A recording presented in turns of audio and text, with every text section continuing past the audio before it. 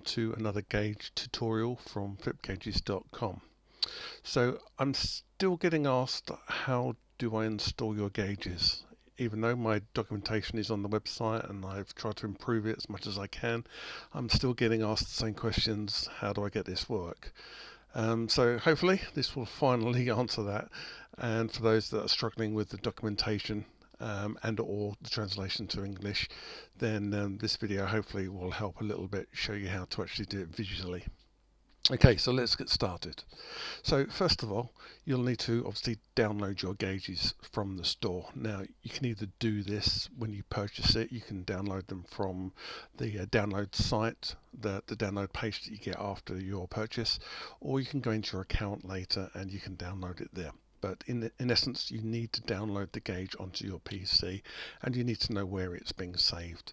So I'm going to show you how to do it through the account after the fact. So you go to my account and then you log in.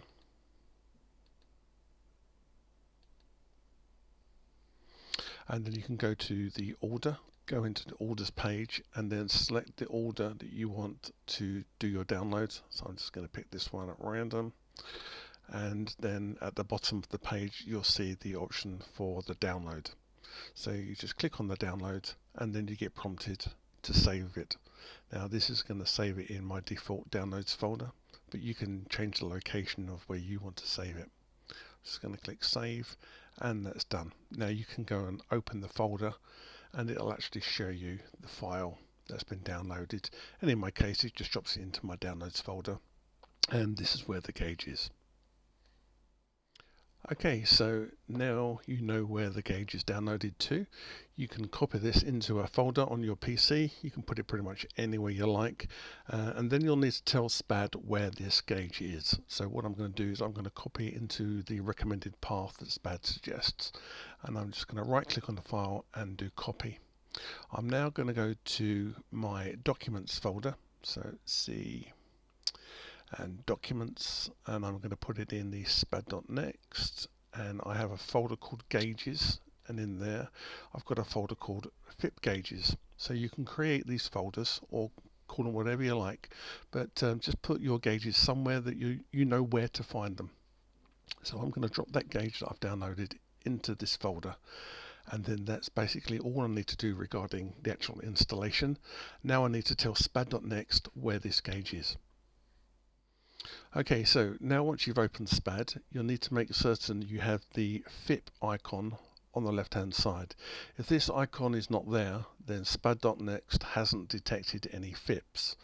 Now if you're going to use it as a virtual FIP, then you will need to make certain that you've added a virtual FIP through the settings pages before you then add the gauge to the FIPs. But I've actually got physical and virtual gauges already set up. So I click on the FIP icon and then I'm presented with the gauges that SPAD recognizes. I've got 2 physical FIPs and 1 virtual FIP configured in SPAD.next. So to find the gauge that I've just downloaded, what you need to do is you need to select the FIP you want to load the gauge to. In this case I'm going to load it to my physical FIP number 1, and I'm going to go to the add gauge option on the right. Okay, so now this page shows you all of the gauges that SPAD knows about, and you can load any of these gauges from any of these folders that it finds, but it doesn't know about the gauge that I've downloaded and the folder that I put that in, so I have to tell SPAD where to find it. So at this point you have to click on the add folder. It will then bring up a dialog asking you to locate the folder of your gauges.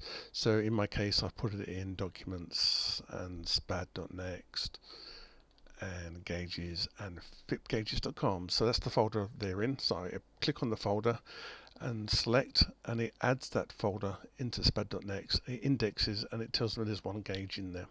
So I can click on that gauge and now the gauge is available to load. I can simply click on it and do load gauge, and then the gauge is loaded into my FIP. Now if I want to load a second gauge into that folder, when I go into the add gauges, and this folder is showing 1 here, if I was to drop another gauge into the FIPgauges.com folder, I would have to refresh this folder so it would re-index and show you the additional gauges that you put in there. You don't need to add that folder again, you just simply need to keep adding more and more gauges to that folder, and when you do a refresh on that folder, any additional gauges that you put in there will be indexed and they will be shown within that folder. As you can see, I've got quite a few gauges in various different folders, and it knows that if I put another gauge in this particular folder and I refresh, the gauges will appear in the bottom of this particular folder. Okay, so I'm going to very quickly show you how to add another gauge to the same folder, and once again we'll go back to our downloads. I'm going to pick a different download and we'll download this one here, Jet Critical Speed, download and save, and we'll open that folder. I'm going to copy the file. I'm going to put that in my documents, SPAD.neXt, gauges, FIP gauges. I'm going to paste it in there. So there's now 2 gauges in there, and I'm going to switch back to SPAD. I'm going to add a gauge, and you can see here it's actually re-indexed itself. If it doesn't, you can hit the refresh button, and now you'll see it's actually showing both gauges in there, and I can click and load. It's that simple. So once you've created the folder for your gauges, SPAD knows about that. You can just keep dropping gauges in that folder. If it doesn't index automatically, then just do it manually, and then your gauges will appear in there. Okay, I hope you found this demo useful. If you haven't subscribed, please do so. Give me the thumbs up and come back and check out other videos. Thanks for watching. Bye for now.